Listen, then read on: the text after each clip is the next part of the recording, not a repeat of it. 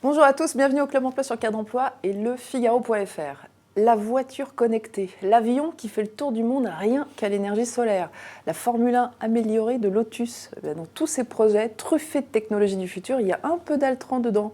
Parce que c'est ça le métier d'Altran. Ses clients lui sous-traitent une partie de leur recherche et développement et chargent au leader mondial des technologies avancées de trouver les solutions pour rendre ces projets possibles. Alors bien sûr, au-delà de ces projets révolutionnaires, Altran travaille aussi sur des chantiers moins glamour. Mais pour tous ces marchés, quelle que soit leur taille, le groupe doit trouver les meilleurs talents. Un peu plus de 4000 ingénieurs et cadres seront recrutés cette année dans le monde, dont la moitié en France. Alors pour y parvenir, Altran vient de lancer une nouvelle campagne de recrutement, non seulement mondiale, c'est d'ailleurs la première fois dans son histoire, mais aussi particulièrement innovante, une sorte de vitrine de tout ce que le groupe sait faire. Détails et explications avec Pascal Brier, mon invité, le directeur général adjoint du groupe Altran, en charge des grands comptes et du business développement.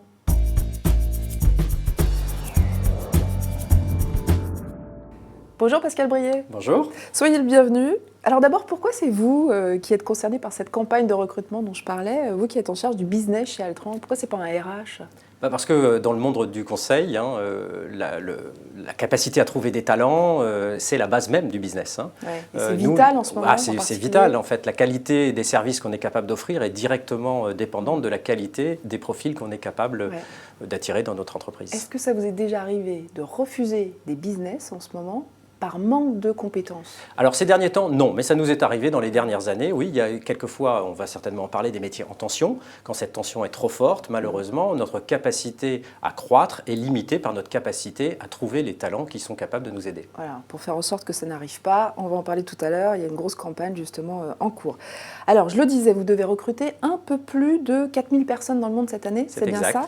Alors Pascal Brier, sur les 4000 recrutements, quel pourcentage de jeunes diplômés vous allez recruter? 100%? Non. Alors ça, c'est une évolution de notre métier. Il y a quelques années, on recrutait environ 60% de jeunes diplômés. Aujourd'hui, cette part baisse parce que nos clients demandent de plus en plus d'expérience. Mais c'est néanmoins environ 35% des recrutements de l'année sur les 4000 recrutements. D'accord, donc 65% de jeunes expérimentés ou d'expérimentés. C'est-à-dire des gens qui ont entre 3 et 7 ans, c'est ce qu'on appelle les jeunes expérimentés, ou des expérimentés plus de 7 ans d'expérience professionnelle. Ça se répartit comment par métier, par grand métier? On a 3 grandes familles de métiers. 70% de ces 4000 recrutements concernent en fait des consultants qui vont nous aider sur nos missions.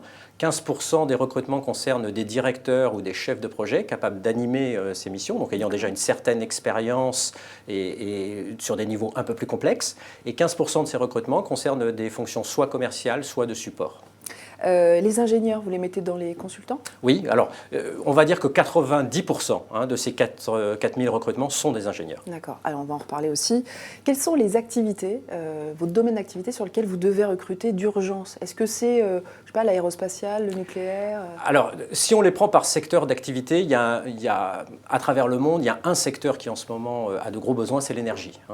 Tout le monde parle de transition énergétique, ça se traduit forcément par des besoins en Asie très très forts, mais également en Europe. Donc le domaine de l'énergie est un domaine qui demande énormément de compétences. Donc là, c'est critique. Là, c'est critique. Les 4000 recrutements, comment ça se répartit aussi par pays, par grand pays? C'est la France qui a le plus de besoins ou Alors pour nous, étant donné notre taille, ce n'est pas forcément une image des marchés eux-mêmes, mais étant donné notre taille, c'est la France, et bien sûr, qui est majoritaire. C'est à peu près la moitié de nos recrutements, 2200 sur les 4000. Qui vont venir rejoindre combien de personnes en France? Aujourd'hui, nous sommes près de 9000, donc 8850 personnes, si je ne dis pas de bêtises, à la semaine dernière. D'accord, et dans le monde? Et dans le monde, nous avons passé 21 000 consultants en début d'année. Ok, donc on a ces recrutements pour la France, et puis quels autres pays? Alors, d'abord, on recrute dans tous les pays. On est présent dans une vingtaine de pays et dans tous ces pays, nous avons des besoins. Alors, par dire grande zone géographique, en Europe, la France, mais également l'Allemagne, le Benelux, l'Angleterre, l'Espagne, l'Italie et dans une moindre mesure, la Suisse et la Scandinavie. Ensuite, la plaque américaine, donc aux États-Unis. Et puis en Asie, avec 2 zones principales, la Chine, sur laquelle il y a beaucoup de recrutements en cours, et l'Inde. Alors justement, le marché des ingénieurs, puisque 90% de vos recrutements concernent les ingénieurs, ce marché, c'est un vrai casse-tête. Tout le monde en cherche. Alors si on parle de volumétrie d'abord, est-ce que vous en avez suffisamment à disposition? Et où sont-ils? On a suffisamment d'ingénieurs dans le monde, si on faisait la somme de tous les ingénieurs qui sont formés dans le monde. Par contre, ils ne sont pas forcément là où on en a besoin. Alors en France, par exemple, en France, il y a une vraie tension sur le métier d'ingénieur. La France, vous le savez, forme environ 30 à 33 000 ingénieurs par an. On estime qu'il y a certains métiers qui sont en tension depuis un certain nombre d'années et qu'on pourrait éventuellement former un peu plus que ces 33 000 personnes. À l'inverse, on peut dire qu'il y a des zones comme l'Asie où aujourd'hui on forme près d'1 million d'ingénieurs. Alors ensuite, on peut discuter sur la qualité des ingénieurs formés. On estime, nous, que la moitié de ce million d'ingénieurs, on va dire donc 500 000, sont à peu près au standard qu'on pourrait avoir en Europe ou aux États-Unis. Mais on voit bien la différence de volumétrie. 33 000 d'un côté. 33 000 d'un côté, 500 000 de l'autre. Ouais. On a en Europe de l'Ouest une vraie désaffection pour les carrières scientifiques qui se matérialise forcément dans les chiffres et qui crée une tension sur les marchés du recrutement. Voilà, on en est là.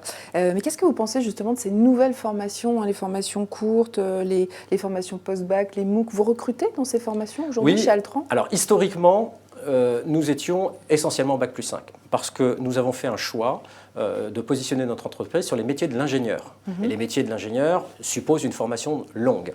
Et vous avez tout à fait raison, ce qu'on constate ces dernières années, c'est que pour faire face à la tension qu'on rencontre sur un certain nombre de métiers, en fait, il y a une explosion des types de formations et maintenant on s'ouvre de plus en plus sur des formations de type alternatif. Vous dites de plus en plus, mais vous le faites vraiment? Vous recrutez déjà dans ces écoles? On commence, mais pour l'instant, c'est en effet en nombre très minoritaire par rapport aux formations classiques que sont prépa plus école d'ingénieur ou ingénieur post-bac. C'est une source possible, ouais. Alors l'autre problème, n'est-ce pas aussi qu'il n'y a pas assez de femmes ingénieurs? Ah si, bien sûr.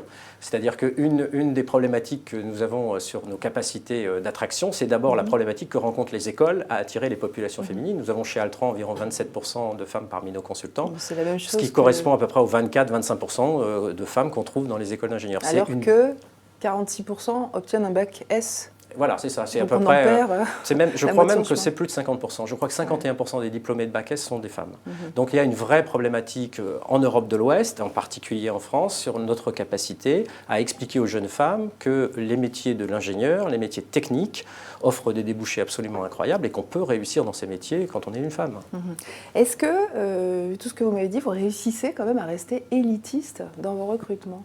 Bien, on essaye. C'est-à-dire qu'évidemment, quand vous êtes en tension, c'est difficile d'être complètement élitiste. Mais comme on sait que nous, on a une problématique particulière qui est que sur la moitié de notre activité, il faut que nos consultants soient choisis par nos clients. Oui. Donc, parce que 50% de vos salariés, à peu près 50% de nos salariés vont travailler directement au sein des équipes de nos clients et 50% vont travailler en projet chez nous, dans nos locaux. Donc pour les 50% qui vont travailler chez nos clients, il faut bien évidemment qu'on ait une capacité d'attraction, d'attractivité qui soit forte. Et ça suppose d'être très exigeant sur les qualités qu'on va rechercher. Justement, sur ces qualités recherchées, les soft skills, comme on dit, vous arrivez à tenir un niveau d'exigence Eh bien, on les recherche et si on ne les trouve pas, on forme nos collaborateurs là-dessus. Vous mentionnez en effet les soft skills, c'est quelque chose de très important. C'est-à-dire que généralement, les ingénieurs, et principalement en France, ils ont tout ce qu'il faut côté de la maîtrise de la technologie, de la technique, c'est parfait. Est-ce qu'ils savent manager? Est-ce qu'ils savent travailler en groupe? Voilà, c'est des vraies bonnes questions. Est-ce qu'ils ont une ouverture culturelle suffisante pour mener un projet transnational? Est-ce qu'ils parlent suffisamment anglais? Avec le bon niveau d'anglais. Encore l'anglais? Oui, on ne parle pas de l'anglais scolaire, on parle bien de la capacité à interagir dans des équipes pluridisciplinaires sur plusieurs pays. Ça, c'est une vraie compétence qu'il faut avoir. Ça veut dire que vous pouvez rater des recrutements, enfin vous pouvez refuser des candidats parce qu'ils ne maîtrisent pas encore assez bien l'anglais? Non, pas forcément. Mais par contre, ça veut dire que ça va limiter la carrière de notre candidat parce que ça voudra dire qu'on ne pourra pas l'employer dans le cadre de projets internationaux. Alors, on va parler de votre nouvelle campagne de recrutement qui a été lancée le 24 juin dernier. Vous avez conçu une animation en réalité augmentée, un super beau truc. Alors, on va voir les images à l'écran. Ça a été spécialement développé pour cette campagne. Oui, tout à fait. Qu'est-ce qu'un candidat est censé se dire en voyant ce petit film?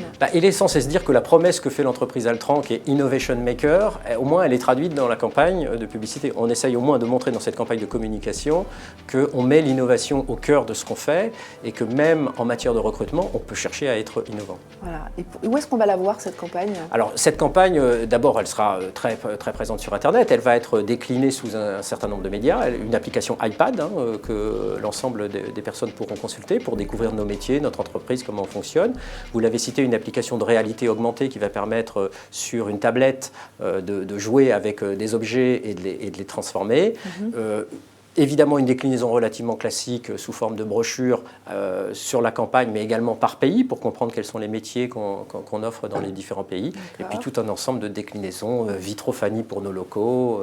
Des vitrophanies, oui, qu'est-ce que c'est que ça? La capacité à redécorer, entre guillemets, l'ensemble de nos locaux à travers le monde aux couleurs de cette campagne. D'accord, on va la voir un petit peu partout. Alors pourquoi une campagne mondiale et plus nationale? On parle aux ingénieurs chinois comme on parle aux ingénieurs français. Il y a des particularités culturelles. Il y a des vraies particularités, mais il y a des choses qui sont assez communes.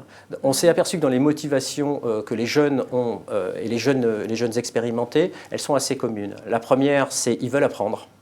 À travers le monde, partout. Quand je cherche un job, je cherche quelque chose où je vais apprendre. La deuxième chose, c'est qu'ils veulent des missions qui soient gratifiantes et qui les fassent un petit peu rêver.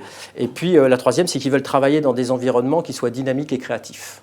Donc ils veulent que l'entreprise appartienne véritablement à ce changement de la société. Ouais, donc comme notre moteur, nous, c'est l'innovation, on pense qu'on est assez bien positionné pour avoir un message relativement commun, mais qui va marcher. Et puis la dernière raison, c'est qu'on a des besoins de recrutement partout. Donc comme on a des besoins de recrutement partout en même temps, plutôt que de faire 20 campagnes différentes, autant prendre un peu plus de temps et en faire une seule. Une seule campagne. Alors vous disiez, les ingénieurs recherchent des environnements de travail différents, mais ils recherchent aussi des environnements moins hiérarchisés, plus souples, avec plus de baby-foot, par exemple. Et l'open bar. Mais est-ce que vous le proposez, cet environnement? Oui, alors ça a été un gros travail pour nous ces derniers temps. On a à peu près, sur les 5 dernières années, on a revu à peu près nos locaux partout dans le monde. C'était une volonté de mettre l'ensemble... C'est quoi? C'est du design ou c'est vraiment de la réorganisation? C'est les deux. C'est-à-dire qu'en fait, les deux vont ensemble. Le design, parce qu'il faut que l'encadrement, le cadre de travail en fait, corresponde à l'image que vous voulez donner de la société. Et puis en même temps, c'est l'ensemble des services qu'on est capable d'apporter sur le lieu de travail. Les espaces de détente, les cafétérias, un service de conciergerie. Voilà. Alors ça, c'est quand ils travaillent chez vous. 50% de vos salariés travaillent chez vous. Après, quand ils travaillent sinon, on est dépendant de ce qu'ils vont pouvoir trouver chez nos clients, bien évidemment. Alors, votre PDG, Philippe Salle, dit sur une de vos brochures de recrutement, justement, il dit « Venez chez Altran, vous allez côtoyer les profils les plus pointus sur le marché ». Est-ce que c'est ça que les ingénieurs attendent? Un peu un environnement à la Google où ils vont travailler avec l'élite de l'élite? Oui, ce qu'ils attendent surtout, c'est la capacité à voir des choses différentes. Je crois qu'une des forces de notre entreprise, c'est que comme elle est positionnée sur plusieurs marchés différents, vous avez des ingénieurs aéronautiques qui vont côtoyer des gens qui vont travailler dans le monde de la santé, des gens qui vont travailler dans le monde des télécoms, des gens qui vont travailler dans le monde de l'automobile ou des gens qui vont travailler dans le monde de l'énergie. Et ça crée une émulation, y compris technologique, parce qu'on sait que les technologies maintenant, elles sont pervasives, comme disent les anglo-saxons, c'est-à-dire qu'elles passent d'un secteur d'activité à un autre. Et ça, les ingénieurs adorent. Comment ça se passe chez toi? Comment ça peut être appliqué chez moi? Et c'est un bouillon d'idées qui fait qu'en fait, l'innovation va plus vite. On aime bien parler salaire ici. Est-ce que vous faites des benchmarks? Oui, bien sûr. Est-ce que vous savez si vous payez mieux que justement vos clients? Non, pareil. On essaye en fait d'être au-dessus de la médiane du marché, mais on n'est évidemment pas tout en haut. Ça, c'était le monde du conseil il y a 20 ans. C'était le monde rêvé dans lequel le monde du conseil était capable d'offrir des salaires qui étaient supérieurs au monde des industriels. Aujourd'hui, pour être très franc, non, les salaires sont équivalents dans le monde industriel et dans le monde du conseil. Merci Pascal Brier. Merci. On refait le point dans un an pour voir comment a marché la campagne. Avec grand plaisir. Voilà, vous pouvez réagir à cette interview, poser des questions sur notre site cadreemploi.fr et également sur nos pages réseaux sociaux. Excellente semaine à tous.